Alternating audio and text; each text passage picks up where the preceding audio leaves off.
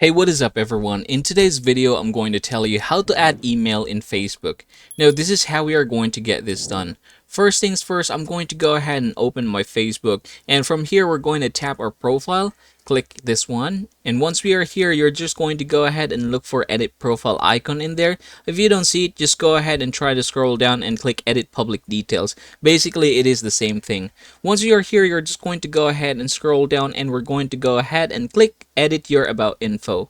Once you see that, you have here the contact info, and one of that is your email. You're going to go ahead and click the edit button in there, and you're going to go ahead and click manage contact info. From this point forward, you're going to go ahead and click add new contact, and we're going to choose email again. So from this point forward, go ahead and try to write your new email and then go ahead and click next. Basically, all you have to do from this point forward is just follow the prompt and you will be able to add it without having to remove the first one in there.